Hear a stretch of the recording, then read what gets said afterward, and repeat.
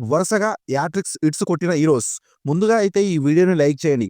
Number 1 Naga Chaitanya. 'రారండో వేడుక చూద్దాం' movie తర్వాత 3 మూవీస్ వరకు ఫ్లాప్స్ ఎదుర్కొన్నాడు. ఆ తర్వాత 'మజిలీ' మూవీ వచ్చి హిట్ అయింది. వెంటనే మళ్ళీ 'వెంకీ మామ' మూవీతో మరో విజయం సాధించాడు.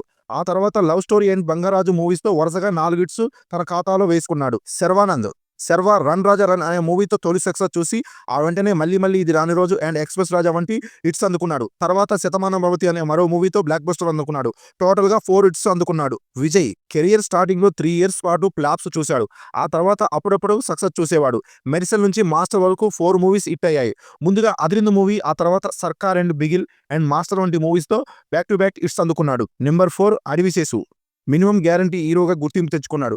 'సేస్ కర్మ' మూవీతో హీరోగా ఎంట్రీ ఇచ్చాడు. క్షణంతో సైలెంట్‌గా వచ్చి తొలి హిట్ సాధించాడు.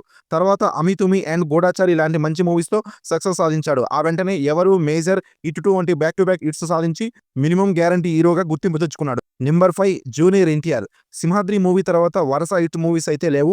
అప్పుడప్పుడు సక్సెస్ చూసేవాడు. 'టెంపర్' మూవీ నుంచి అంతా మారిపోయింది.